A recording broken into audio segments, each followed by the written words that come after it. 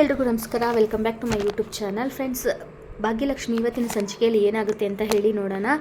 ಸಂಚಿಕೆ ಶುರುವಿನಲ್ಲಿ ಕುಸುಮ ಎಣ್ಣೆ ಬಟ್ಲನ್ನು ತೊಗೊಂಡು ಬಂದು ಸುನಂದ ಹತ್ರ ಕುತ್ಕೊಳ್ತಾರೆ. ಆಗ ಸುನಂದ, ನೋಡಿ ಬಿಕ್ತಿಯಮ್ಮ, ಇದೆಲ್ಲ ನನಗೆ ಇಷ್ಟ ಆಗಲ್ಲ, ನನಗೆ ಹಚ್ಬೇಡಿ ಅಂತ ಹೇಳ್ತಾಳೆ. ಆಗ ಸುನಂದ, ನಿಮ್ಮ ನೋವು, ನಿಮ್ಮ ಕಾಳಜಿ ಎಲ್ಲ ನನಗೆ ಅರ್ಥ ಆಗುತ್ತೆ. ಇಲ್ಲಿ ನೋಡಿ, ನಮಗೂ ಅಷ್ಟೇ ಭಾಗ್ಯ ಒಂಟಿಯಾಗಿ ಬದುಕಬೇಕು ಅಂತ ನಮಗೇನು ಇಷ್ಟ ಇಲ್ಲ. ಹಾಗಂತ ಅವಳು ತಂತನನ್ನು ಬಿಟ್ಟು ಬದುಕಬೇಕಾ? ಈಗ ಸರಿನಾ? ನಿಮಗೆ ಒಪ್ಕೆನಾ? ನಿಮ್ಮ ಮಾತಿಂದ ಇರೋ ಕಾಳಜಿ ನಮ್ಗೆ ಅರ್ಥ ಆಗುತ್ತೆ. ಆದರೆ ನಮ್ಮ ನಡವಳಿಕೆ ಹಿಂದೆ ಇರುವ ಉದ್ದೇಶ ನಿಮಗೆ ಅರ್ಥ ಆಗಬೇಕು ಅಷ್ಟೇ. ಬೇಜಾರು ಮಾಡ್ಕೋಬೇಡಿ ಸುನಂದ, ಇವತ್ತು ಹಬ್ಬ, ಯುಗಾದಿ ಹಬ್ಬ. ಈ ಕೋಪ ಎಲ್ಲ ಬಿಟ್ಟು ನಿಮ್ಮ ಅಕ್ಕ ನಿಮಗೆ ಎಣ್ಣೆ ಹಚ್ತಿದ್ದಾಳೆ ಅಂತ ಅಂದ್ಕೊಂಡು ಹಚ್ಚಿಸ್ಕೊಳ್ಳಿ. ಅದಕ್ಕೆ ಸುನಂದ ಏನೂ ಮಾತಾಡೋದಿಲ್ಲ. ಆಗ ಕುಸುಮ ನನ್ನ ಮಾತಿಗೆ ನೀವು ಒಪ್ಕೊಂಡಿದ್ದಾರೆ ಅಂತ ಅಂದ್ಕೊಂಡು ಸ್ವಲ್ಪ ಎಣ್ಣೆನ ತಗೊಂಡು ಅವ್ರ ನೆತ್ತಿಗೆ ಹಾಕಿ ಚೆನ್ನಾಗಿ ತಟ್ಟಕ್ಕೆ ಶುರು ಮಾಡ್ತಾರೆ. ಅದನ್ನು ನೋಡಿಕೊಂಡು ಮನೆಯವರೆಲ್ಲ ತುಂಬಾ ಖುಷಿಯಾಗುತ್ತೆ. ಆಗ ಸುಂದ್ರಿ, ಇದು ಅಪಾರವಾದ ಸಂಗಮ, ಇದು ರಾಜ್ಯವೇ ಖುಷಿ ಪಡುವ ಸುದ್ದಿ ಅಂತ ಹೇಳಿಬಿಟ್ಟು ಎಲ್ಲರೂ ಖುಷಿ ಪಟ್ಕೊಂಡು ಚಪ್ಪಾಳೆ ಹೊಡಿತಾ ಇರ್ತಾರೆ. ಇನ್ನೊಂದು ಕಡೆ ಶ್ರೇಷ್ಠ ತಾಂಡವ್ಗೆ ಎಣ್ಣೆ ಹಚ್ಬಿಟ್ಟು ತಿಕ್ತಾ ಇರ್ತಾಳೆ. ಆದರೆ ಶ್ರೇಷ್ಠ ಮನ್ಸೊಳಗೆ, ಯಾವ ಡಬ್ಬ ನನ್ನ ಮಗ ಕಂಡಿಡಿದ್ನಪ್ಪ, ಈ ಎಣ್ಣೆ ಹಚ್ಚೋದೆಲ್ಲ ಇರೋದು ಒಂದು ದಿನ ರಜಾ, ಎಂಜಾಯ್ ಮಾಡಿ ಮಲ್ಕೊಳ್ಳೋಣ ಅಂತ ಅಂದ್ಕೊಂಡ್ರೆ ಅದರಲ್ಲಿ ಈ ಹಬ್ಬ ಎಣ್ಣೆ ಹಚ್ಚೋ ಕಾರ್ಯಕ್ರಮ ಬೇರೆ ಅಂತ ಮನ್ಸೊಳಗೆ ಬೈಕೋತಾ ಇರ್ತಾಳೆ. ಈ ಕಡೆ ತಾಂಡವ್, ಶ್ರೇಷ್ಠ ಎಷ್ಟು ಚೆನ್ನಾಗಿ ಎಣ್ಣೆ ಹಚ್ತಿದ್ಯಾ ಗೊತ್ತಾ, ಸೂಪರ್ ಶ್ರೇಷ್ಠ, ಆಫೀಸಲ್ಲಿ ಸಖತ್ತಾಗಿ ಕೆಲಸ ಮಾಡ್ತೀಯಾ, ಮನೇಲೂ ಸೂಪರಾಗಿ ಕೆಲಸ ಮಾಡ್ತೀಯಾ, ಈ ಕೆಲಸನೂ ಚೆನ್ನಾಗಿ ಮಾಡ್ತೀಯಾ, you are the best wife, ನಿಜ ಹೇಳ, ನೀನು ನನ್ನ ಲೈಫಲ್ಲೇ ಬೆಸ್ಟ್ ಚಾಯ್ಸ್ ಅನ್ನಿ ಅಂತ ತಾಂಡವ್ ಹೇಳ್ತೇನೆ. ಆಗ thank you Tandav, thank you so much, ಇದನ್ನೆಲ್ಲ ಮಾಡ್ತಾ ಇರೋದು ನಿನಗೋಸ್ಕರ. ಅದು ಏನೇ ಆಗಿರಲಿ ತಾಂಡವ್, ನಿನಗೋಸ್ಕರ ನಾನು ಏನು ಬೇಕಾದರೂ ಮಾಡೋಕ್ಕೆ ರೆಡಿ ಇದ್ದೀನಿ, ನಾನಂತೂ ನಿನ್ನ ಬಿಟ್ಕೊಡಲ್ಲ ತಾಂಡವ್, ನಿನ್ನ ಜೊತೆನೇ ಇರ್ತೀನಿ ಅಂತ ಶ್ರೇಷ್ಠ ಹೇಳ್ತಾಳೆ. ಆಗ ನನಗೋಸ್ಕರ ಏನು ಬೇಕಾದರೂ ಮಾಡ್ತೀಯಾ ಅಂತ ತಾಂಡವ್ ಕೇಳ್ತೇನೆ. ಆಗ ಶ್ರೇಷ್ಠ ಹಾಂ ಅಂತ ಹೇಳ್ತಾಳೆ. ಓಕೆ ಶ್ರೇಷ್ಠ, ಹಾಗಾದರೆ ನಾನೊಂದು ಕೇಳ್ತೀನಿ, ನೀನು ಅದನ್ನು ಮಾಡಿಕೊಡ್ಬೇಕು, ಓಕೆನಾ ಅಂತ ತಾಂಡವ್ ಕೇಳ್ತಾನೆ. ಅಫ್ಕೋರ್ಸ್ ತಾಂಡವ್, ನಿನಗೋಸ್ಕರ ಏನು ಬೇಕಾದರೂ ಮಾಡಿಕೊಡ್ತೀನಿ, ಏನು ಕೇಳು ಅಂತ ಹೇಳ್ತಾಳೆ. ನಾನು ಅದನ್ನು ಮಾಡ್ತೀನಿ ಅಂತ ಶ್ರೇಷ್ಠ ಹೇಳ್ತಾಳೆ. ಹೌದಾ, ಡನ್. ಹಾಗಾದರೆ ನನಗೋಸ್ಕರ ಇವತ್ತು ಒಳ್ಳೆ ಹಬ್ಬದ ಊಟ ರೆಡಿ ಮಾಡು, ಅದನ್ನು ತಿನ್ನಬೇಕು ಅಂತ ತುಂಬಾ ಆಸೆ ಆಗ್ತಾಯಿದೆ. ಹಬ್ಬದ ಊಟ ಓಕೆನಾ, ಸೂಪರ್ ಆಗಿರೋ ಹಬ್ಬದ ಊಟ ಮಾಡು ಆಯಿತಾ ಅಂತ ತಾಂಡವ್ ಹೇಳ್ತಾನೆ. ಆಗ ಶ್ರೇಷ್ಠಗೆ ತುಂಬಾ ಶಾಕ್ ಆಗುತ್ತೆ. ಆಗ ಶ್ರೇಷ್ಠ ಗೊಡುತ್ತಾ, ಅಯ್ಯೋ ಇದು ಬೇರೆನಾ, ಎಲ್ಲಿಂದ ತರಿಸ್ಲಪ್ಪ ಅಂತ ಅಂದ್ಕೊಳ್ತಾ ಇರ್ತಾಳೆ. ಅದನ್ನು ಕೇಳಿಸ್ಕೊಂಡು ತಾಂಡವ್, ಅನಿ ಏನಾದರೂ ಹೇಳ್ದ ಅಂತ ಕೇಳ್ತಾನೆ. ಏನಿಲ್ಲ ತಾಂಡವ್, ಮಾಡೋಣ ಅಂತ ಅಂದೆ, ಈ ಹೆಡ್ ಮಸಾಜ್ ಮುಗೀಲಿ ಆಮೇಲೆ ಮಾಡೋಣ ಅಂತ ಹೇಳ್ತಾಳೆ. ಆಗ ತಾಂಡವ್ ಸರಿ ಶ್ರೇಷ್ಠ ಅಂತ ಹೇಳಿ ಹೇಳ್ತಾನೆ. ಆ ಕಡೆ ತನ್ವಿ ಮತ್ತು ಅವಳ ಫ್ರೆಂಡ್ಸು ಎಲ್ಲರೂ ರೆಸಾರ್ಟ್ ಬಂದಿರ್ತಾರೆ. ನಂತರ ರೆಸಾರ್ಟ್ ಸ್ವಿಮ್ಮಿಂಗ್ ಪೂಲ್ನ ನೋಡಿಕೊಂಡು ಫ್ರೆಂಡ್ಸ್ ಎಲ್ಲ ಸ್ವಿಮ್ಮಿಂಗ್ ಪೂಲ್ ಇದೆ, ಆಟ ಆಡೋಣ ಅಂತ ಕೇಳಿದಾಗ ಆಮೇಲೆ ಆಟ ಆಡೋಣ ಅಂತ ಹೇಳ್ತಾರೆ. ಅದೇ ಟೈಮಲ್ಲಿ ಹುಡುಗರು ಗ್ಯಾಂಗ್ ಕೂಡ ಬರುತ್ತೆ. ಹುಡುಗರನ್ನ ನೋಡಿಕೊಂಡು ರೇಗ್ಸೋದಕ್ಕೆ ಶುರು ಮಾಡ್ತಾರೆ. ಆಗ ತನ್ವಿ ಇವರೆಲ್ಲ ಯಾಕೆ ಬಂದಿದ್ದಾರೆ ಅಂತ ಕೇಳ್ತಾಳೆ. ಈಗ ಗೊತ್ತಿಲ್ಲ ಕಣೆ, ನಾವೆಲ್ಲ ಬರೋದು ಗೊತ್ತಾಗಿ ಬಂದಿರಬೇಕು ಅಂತ ಅನಿಸುತ್ತೆ. ಸರಿ ಆಯಿತು, ಅವರೆಷ್ಟಕ್ಕೆ ಅವರಿರಲಿ, ನಮ್ಮೆಷ್ಟಕ್ಕೆ ನಾವಿರೋಣ, ಬಟ್ ನಾವೆಲ್ಲರೂ ಜೊತೆಗಿರೋಣ ಅಂತ ಹೇಳಿ ತನ್ವಿ ಹೇಳಿದಾಗ, ಸರಿ ಕಣೆ ಆಯಿತು, ನಾವೆಲ್ಲರೂ ಜೊತೆಗಿರೋಣ ಅಂತ ಹೇಳಿ ತನ್ವಿ ಫ್ರೆಂಡ್ಸ್ ಕೂಡ ಹೇಳ್ತಾರೆ. ಇನ್ನೊಂದು ಕಡೆ ಭಾಗ್ಯ ದೇವ್ರ ಮುಂದೆ ದೀಪ ಹಚ್ಚಿ ದೇವ್ರಿಗೆ ಚೆನ್ನಾಗಿ ಅಲಂಕಾರ ಮಾಡಿ ಆರತಿ ಬೆಳಗಿ ಆ ಆರತಿನ ಮನೆಯವ್ರಿಗೆಲ್ರಿಗೂ ಕೊಡ್ತಾಳೆ. ನಂತರ ಬೇವು ಬೆಲ್ಲ ತೊಗೊಂಡು ಬಂದು ಬೇವು ಬೆಲ್ಲ ನಮ್ಮ ಜೀವನದಲ್ಲಿ ಇವತ್ತು ಮಾತ್ರ ಅಲ್ಲ, ಯಾವತ್ತಿಗೂ ಹೀಗೆ ಇರಲಿ, ನಾವೆಲ್ಲರೂ ಖುಷಿಯಿಂದ ಸಿಹಿನ ಎಷ್ಟು ಖುಷಿಯಿಂದ ಸ್ವೀಕಾರ ಮಾಡ್ತೀವೋ ಅಷ್ಟೇ ಕಹಿನೂ ಖುಷಿಯಿಂದ ಸ್ವೀಕಾರ ಮಾಡೋಣ. ಹೌದು, ನಮ್ಮ ಜೀವನದಲ್ಲಿ, ನಿಮ್ಮೆಲ್ಲರ ಜೀವನದಲ್ಲೂ ಹೀಗೆ ಸ್ವಲ್ಪ ಕಹಿನೇ ಜಾಸ್ತಿ ಆಗಿದೆ. ಆ ಕಹಿ ಎಲ್ಲ ಸಿಹಿಯಾಗಿ ಪರಿವರ್ತನೆ ಆಗಲಿ, ಅದಕ್ಕೆ ನಾವೆಲ್ಲರೂ ಒಟ್ಟಾಗಿ ಸಮಸ್ಯೆಗಳನ್ನು ಎದುರಿಸೋಣ, ಎಲ್ಲನೂ ನೆಮ್ಮದಿಯಿಂದ ತಾಳ್ಮೆಯಿಂದ ತಗೊಳ್ಳೋಣ, ಸರಿನಾ ಅಂತ ಭಾಗ್ಯ ಹೇಳ್ತಾ ಇರ್ತಾಳೆ. ಇನ್ನೊಂದು ಕಡೆ ತನ್ವಿ ನಡ್ಕೊಂಡು ಹೋಗ್ತಾ ಇರಬೇಕಾದ್ರೆ ಒಬ್ಬ ಹುಡುಗ ಬಂದು ಕೈ ಹಿಡ್ಕೊಂಡು ಕೈ ಅಡ್ಡ ಹಾಕಿ ನಿಲ್ಲಿಸ್ತಾನೆ. ಹಾಯ್ ತನ್ವಿ ಅಂತ ಹೇಳ್ತಾನೆ. ಆಗ ತನ್ವಿನೂ ಹಾಯ್ ಪೃಥ್ವಿ ಅಂತ ಹೇಳ್ತಾಳೆ. Tanvi, you are looking so beautiful ಅಂತ ಹೇಳ್ತಾನೆ. ಇದನ್ನು ಕೇಳಿಸ್ಕೊಂಡು ತನ್ವಿ ಅಲ್ಲಿಂದ ಹೊರಟೋಗ್ತಾಳೆ. ಆ ಕಡೆ ಭಾಗ್ಯ ಬೇವು ಬೆಲ್ಲನ ಕೊಡ್ತಾರೆ. ಆಗ ಧರ್ಮ, ಮಗಳೇ ಸರಿಯಾಗಿ ಹೇಳಿದೆ, ಒಳ್ಳೆ ಪ್ರಯತ್ನ ಅನ್ನೋದಿದ್ದರೆ ನಾವು ಏನು ಬೇಕಾದರೂ ಸಾಧಿಸ್ಬೋದು. ಹಾಗೆ ಕುಸುಮನ್ಗೂ ಕೊಡ್ತಾರೆ. ನಂತರ ಸುನಂದ ಮುಂದೆ ಬಂದು ಬೇವು ಬೆಲ್ಲ ಹಿಡಿದಾಗ, ಆದರೆ ಏನು ಮಾಡೋದು, ನನ್ನ ಮಗಳ ಜೀವನದಲ್ಲಿ ಬರೀ ಬೇವೇ ಇದೆಯಲ್ಲ ಅಂತ ಹೇಳ್ತಾಳೆ.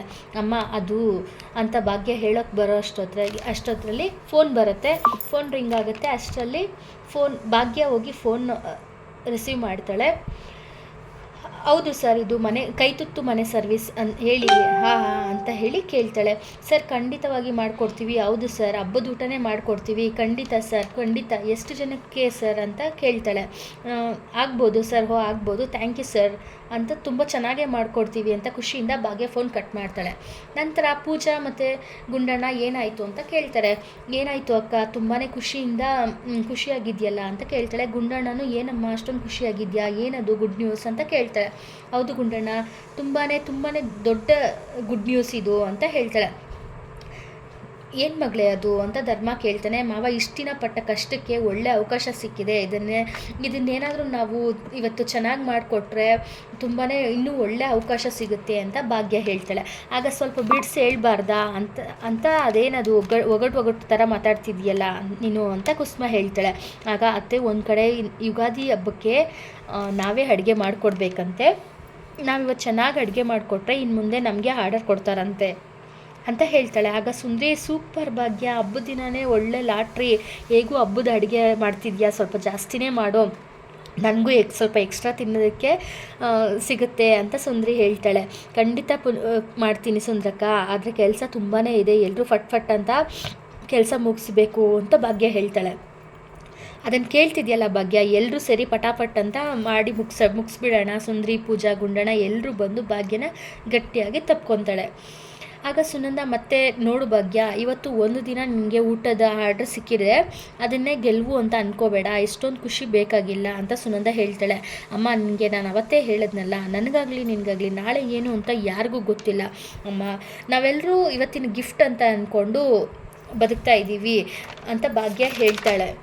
ಧರ್ಮ, ಸುನಂದ ಅವರೇ, ಇವತ್ತು ಯುಗಾದಿ, ನಮ್ಮ ಸಂಸ್ಕೃತಿಯಲ್ಲಿ ಇದು ಹೊಸ ವರ್ಷ, ಒಳ್ಳೆ ಬೆಳವಣಿಗೆ ಆಗ್ತಾ ಇದೆ ಅಲ್ವಾ, ನಮ್ಮ ಭಾಗ್ಯ ಕೆಲಸಕ್ಕೆ ಒಳ್ಳೆ ಪ್ರತಿಫಲ ಸಿಗ್ತಾ ಇದೆ, ಭಾಗ್ಯ ಜೀವನದಲ್ಲಿ ಇವತ್ತಿಂದ ಹೊಸ ಪರ್ವ ಕಾಣಿಸ್ತಾ ಇದೆ, ಎಲ್ಲನೂ ಒಳ್ಳೆಯದಾಗತ್ತೆ ಸುನಂದ ಅವರೇ, ಏನು ಯೋಚನೆ ಮಾಡಬೇಡಿ ಅಂತ ಹೇಳ್ತಾನೆ. ಭಾಗ್ಯ ಕೂಡ ಇವತ್ತಿಂದ ಹೊಸ ವರ್ಷ, ಹೊಸ ಆರಂಭ, ಬನ್ನಿ ಎಲ್ಲರೂ ಬನ್ನಿ ಬೇಗ ಅಂತ ಹೇಳಿಬಿಟ್ಟು ಭಾಗ್ಯ ಖುಷಿಯಿಂದ ಅಡುಗೆ ಮನೆ ಕಡೆ ಹೋಗ್ತಾಳೆ. ಇನ್ನೊಂದು ಕಡೆ ತನ್ವಿ ಸೈಲೆಂಟಾಗಿ ನಿಂತ್ಕೊಂಡಿರ್ತಾಳೆ. ಹುಡುಗರು ಎಲ್ಲ ಅವಳನ್ನೇ ಗುರಾಯಿಸ್ಕೊಂಡು ನೋಡ್ತಾ ಇರ್ತಾಳೆ. ಈ ಕಡೆ ತನ್ವಿ ಫ್ರೆಂಡ್ಸ್, ತನ್ವಿ ಬಾ ನಾವೆಲ್ಲ ಎಂಜಾಯ್ ಮಾಡೋಣ ಅಂತ ಹೇಳಿದಾಗ, ನನಗೆ ಮೂಡಿಲ್ಲ ಕಣೆ, ನೀವು ಹೋಗಿ ಎಂಜಾಯ್ ಮಾಡಿ ಅಂತ ತನ್ವಿ ಹೇಳ್ತಾರೆ. ಇಲ್ಲ ಕಣೆ, ನಾವು ಬಂದಿರೋದೇ ಎಂಜಾಯ್ ಮಾಡೋದಕ್ಕೆ, ನೀನು ಬರಲ್ಲ ಅಂತ ಹೇಳಿದ್ರೆ ಹೇಗೆ, ಬಾ ಒಟ್ಟಿಗೆ ಡ್ಯಾನ್ಸ್ ಆಡೋಣ ಅಂತ ಹೇಳಿ ತನ್ವಿ ಫ್ರೆಂಡ್ಸ್ ಕರೀತಾರೆ. ನಂಗೆ ಡ್ಯಾನ್ಸ್ ಬರಲ್ಲ ಕಣೆ, ನೀವು ಹೋಗಿ ಅಂತ ಹೇಳ್ತಾಳೆ. ಈ ತನ್ವಿ ಸುಳ್ಳೆಲ್ಲ ಹೇಳಬೇಡ, ಬಾ ಡ್ಯಾನ್ಸ್ ಮಾಡಲೇಬೇಕು ಅಷ್ಟೇ ಅಂತ ಹೇಳಿ ಫ್ರೆಂಡ್ಸ್ ಎಲ್ಲ ಹಠ ಮಾಡಿ ಕರೀತಾರೆ. ಆದರೆ ತನ್ವಿ, ನೀವು ಈ ಥರ ಸಪ್ಪೆ ಮೋರೆ ಹಾಕ್ಕೊಂಡು ಬರಲ್ಲ ಅಂತ ಅಂದರೆ ಹೇಗೆ, ಬಾಬಾ ಅಂತ ಹೇಳಿ ಸಾಂಗ್ ಹಾಕ್ತಾರೆ. ಆಗ ಎಲ್ಲರೂ ಡ್ಯಾನ್ಸ್ ಮಾಡ್ತಾಯಿದ್ರೆ ಈ ಕಡೆ ಒಬ್ಬ ಹುಡುಗ ತನ್ವಿನ ಗುರಾಯಿಸ್ಕೊಂಡು ನೋಡ್ತಾ ಇರ್ತಾನೆ. ನಂತರ ಆ ಹುಡುಗ ತನ್ವಿ ಹತ್ರ ಬಂದು, ತನ್ವಿ ತುಂಬ ಚೆನ್ನಾಗಿ ಡ್ಯಾನ್ಸ್ ಮಾಡ್ತಿದ್ಯಾ, ತನ್ವಿ ನೀನು ಡ್ಯಾನ್ಸ್ ಮಾಡೋದನ್ನ ನೋಡೋಕ್ಕೆ ತುಂಬ ಖುಷಿ ಆಗ್ತಾಯಿದೆ, ಡ್ಯಾನ್ಸ್ ಇಬ್ಬರು ಒಟ್ಟಿಗೆ ಡ್ಯಾನ್ಸ್ ಮಾಡೋಣ ಬಾ ಅಂತ ಹೇಳಿಬಿಟ್ಟು, ಒಬ್ಬಳೇ ಡ್ಯಾನ್ಸ್ ಮಾಡಿದ್ರೆ ಚೆನ್ನಾಗಿರಲ್ಲ ಅಂತ ಹೇಳಿ ಕರೀತಾರೆ. ಆವಾಗಲಿಂದ ಹೇಳ್ತಾ ಇದ್ದೀನಿ, ಸುಮ್ಮನೆ ಇರಿಟೇಟ್ ಮಾಡ್ತಾ ಇದೆಯಾ, ಸುಮ್ಮನೆ ಹೋಗ್ತಾ ಇರು, ನೀನಷ್ಟಕ್ಕೆ ನೀನಿದ್ರೆ ಸರಿ, ಇಲ್ಲ ಅಂತಂದರೆ ಚೆನ್ನಾಗಿರಲ್ಲ ಅಂತ ಹೇಳಿ ತನ್ವಿ ಬೈದ್ಬಿಟ್ಟು ಸ್ವಲ್ಪ ಮುಂದೆ ಹೋಗಿ ಡ್ಯಾನ್ಸ್ ಮಾಡ್ತಾ ಇರ್ತಾರೆ. ಮತ್ತೆ ಅಲ್ಲಿಗೆ ಆ ಹುಡುಗ ಬಂದು ತನ್ವಿ ಕೈ ಎಳೆದು ಬಾ ತನ್ವಿ ಒಟ್ಟಿಗೆ ಡ್ಯಾನ್ಸ್ ಮಾಡೋಣ ಅಂತ ಹತ್ರ ಕೇಳ್ಕೊತಾನೆ. ಆಗ ತನ್ವಿಗೆ ಭಯ ಆಗಿ ಅವನ ಕೆನ್ನೆಗೆ ಒಂದು ಬಾರಿಸ್ತಾಳೆ. ಆಗ ಆ ಹುಡುಗ ಸುತ್ತಮುತ್ತ ಎಲ್ಲ ನೋಡಿ ತುಂಬಾ ಕೋಪ ಮಾಡ್ಕೊತಾ ಇರ್ತಾನೆ. ಆ ಕಡೆ ಶ್ರೇಷ್ಠ ರೆಡಿಯಾಗಿ ಸೋಫಾ ಮೇಲೆ ಕೂತ್ಕೊಂಡಿರ್ತಾಳೆ. ಆಗ ತಾಂಡವ್ ಅಲ್ಲಿಗೆ ಬಂದುಬಿಟ್ಟು, ಶ್ರೇಷ್ಠ ನಾನು ಹೇಳಿದ್ದೇನು, ನೀನು ಮಾಡ್ತಿರೋದೇನು ಅಂತ ಕೇಳ್ತಾಳೆ. ತಾಂಡವ್ ನೀನೇನು ಹೇಳಿದೆ ನಾನು ಅಂತ ಕೇಳ್ತಾಳೆ. ಶ್ರೇಷ್ಠ ಇಷ್ಟು ಬೇಗ ಮರೆತುಬಿಟ್ರೆ ಹೇಗೆ ಅಂತ ಕೇಳ್ತಾಳೆ. ಇವತ್ತು ನನಗೆ ಒಳ್ಳೆ ಮನೆ ಊಟ ತಿನ್ನಬೇಕು ಅಂತ ಆಸೆ ಆಗ್ತಿದೆ, ಹಬ್ಬದ ಊಟ ತಿನ್ನಬೇಕು ಅಂತ ಆಸೆ ಆಗ್ತಿದೆ, ಮಾಡ್ತೀನಿ ಅಂತ ಹೇಳಿ ಅದೇ ಮೊನ್ನೆ ಆಫೀಸಲ್ಲಿ ತೊಗೊಂಬಂದಿದೆಯಲ್ಲ ಅದೇ ಥರ ಸೂಪರಾಗಿರೋಂಥ ಊಟ ರೆಡಿ ಮಾಡು, ಅದ್ರ ಜೊತೆಗೆ ಒಂದು ಸ್ವೀಟ್ ಕೂಡ ಆ್ಯಡ್ ಮಾಡಿದ್ರೆ ಇನ್ನೂ ಸೂಪರಾಗಿರುತ್ತೆ ಅಂತ ಹೇಳ್ತಾನೆ ತಾಂಡವ್. ಆಗ ಏನು ಸ್ವೀಟ್ ಬೇರೆನಾ ಅಂತ ಶ್ರೇಷ್ಠ ಗಾಬರಿಯಿಂದ ಕೇಳ್ತಾಳೆ. ಹಾಂ ಶ್ರೇಷ್ಠ, ಅಷ್ಟು ಚೆನ್ನಾಗಿ ಅಡುಗೆ ಮಾಡಿದ್ದವಳಿಗೆ ಒಂದು ಸ್ವೀಟ್ ಮಾಡೋದು ಕಷ್ಟನಾ, ಮಾಡು, ನಾನು ನಿನಗೆ ಹೆಲ್ಪ್ ಮಾಡ್ತೀನಿ ಓಕೆನಾ ಅಂತ ಹೇಳ್ತಾನೆ. ಅಲ್ಲ ತಾಂಡವ್, ಈಗ ಆಲ್ರೆಡಿ ಲೇಟ್ ಆಗಿದೆ, ಸಂಜೆ ಮಾಡ್ತೀನಿ ಅಂತ ಹೇಳ್ತಾಳೆ. ಆಗ ಶ್ರೇಷ್ಠ ಮನಸ್ಸಲ್ಲೇ, ತಾಂಡವ್ ಹೇಗಾದರೂ ಸಂಜೆ ಅಡುಗೆ ಮಾಡೋಣ ಅಂತ ಒಪ್ಪಿಸಿದ್ರೆ ಅಷ್ಟರಲ್ಲೇ ಸುಕೇಶ್ಗೆ ಕಾಲ್ ಮಾಡಿ ಎಲ್ಲಿಂದ ಊಟ ತರಿಸಿದ್ದು ಅಂತ ಕೇಳ್ಬೋದು ಅಂತ ಶ್ರೇಷ್ಠ ಮನಸ್ಸಲ್ಲೇ ಒಳಗಡೆನೇ ಹೇಳ್ಕೊತಾ ಇರ್ತಾಳೆ. ಈ ಕಡೆ ತಾಂಡವ್ ಏನು ಲೇಟ್ ಆಗಿಲ್ಲ ಶ್ರೇಷ್ಠ, ಇವಾಗಲೇ ಮಾಡು ಅಂತ ಹಠ ಮಾಡ್ತಾನೆ. ಆಗ ತಾಂಡವ್, ಇಟ್ಸ್ ಆಲ್ರೆಡಿ ಲೇಟ್, ನಾವಿನ್ನೂ ಬ್ರೇಕ್ಫಾಸ್ಟ್ ಬೇರೆ ಮಾಡಿಲ್ಲ, ಸೊ ಇವಾಗ ಏನಾದರೂ ಆರ್ಡರ್ ಮಾಡೋಣ, ಸಂಜೆ ನಾನು ಮಾಡ್ತೀನಿ ಅಂತ ಶ್ರೇಷ್ಠ ಹೇಳ್ತಾಳೆ. ಶ್ರೇಷ್ಠ ಇವಾಗಲೇ ಮಾಡೋಣ, ನನಗೇನು ಹಸ್ವು ಆಗ್ತಿಲ್ಲ, ಬಾ ನಾನು ಹೆಲ್ಪ್ ಮಾಡ್ತೀನಿ ಅಂತ ಹೇಳ್ಬಿಟ್ಟು ಶ್ರೇಷ್ಠನ ಕೈ ಹಿಡ್ಕೊಂಡು ಅಡುಗೆ ಮನೆಗೆ ಕರ್ಕೊಂಡು ಹೋಗ್ತಾನೆ. ತಾಂಡವ್ ಹೋಗಿ ಅಡುಗೆ ಮಾಡು ಅಂತ ಹೇಳ್ತಾನೆ. ಆಗ ಶ್ರೇಷ್ಠ ಅಡುಗೆ ಮನೆಯನ್ನೆಲ್ಲ ಆಶ್ಚರ್ಯದಿಂದ ನೋಡ್ತಾ ಇರ್ತಾಳೆ. ಈ ಕಡೆ ಪೊಲೀಸರೆಲ್ಲರೂ ರೆಸಾರ್ಟ್ಗೆ ಬರ್ತಾರೆ. ಆಗ ಬನ್ನಿರಿ ಇಲ್ಲಿ ಅಂತ ಒಬ್ಬನ ಕರೀತಾರೆ. ಆಗ ಏನು ಸರ್ ಹೇಳಿ ಸರ್ ಅಂತ ಓಡ್ ಬಂದು ಕೇಳ್ತಾರೆ. ಎಲ್ರಿ ಮ್ಯಾನೇಜರ್ ಕರೆಸ್ರಿ, ಅವರನ್ನು ಬೇಗ ಕರೆಸಿ ಅಂತ ಇನ್ಸ್ಪೆಕ್ಟರ್ ಹೇಳ್ತಾರೆ. ಯಾಕೆ ಸರ್ ಏನಾಯಿತು ಅಂತ ಕೇಳ್ತಾರೆ. ಆಗ ಇನ್ಸ್ಪೆಕ್ಟರ್ ಏನು ರೀ ವರ್ಷಕ್ಕೆ 6 ಸರಿ ಕಂಪ್ಲೇಂಟ್ ಬರುತ್ತಲ್ಲ ನಿಮ್ಮ ರೆಸಾರ್ಟಿಂದ, ಇವಾಗ ಏನು ಕರಿತೀರಾ, ನಾನೇ ಹುಡ್ಕೊಂಡು ಹೋಗ್ಲಾ ಅಂತ ಇನ್ಸ್ಪೆಕ್ಟರ್ ಹೇಳ್ತಾರೆ. ಸರ್ ನಾನೇ ಕರಿತೀನಿ ಅಂತ ಹೇಳಿ ಆ ಮ್ಯಾನೇಜರ್ನ ಕರೀತಾರೆ.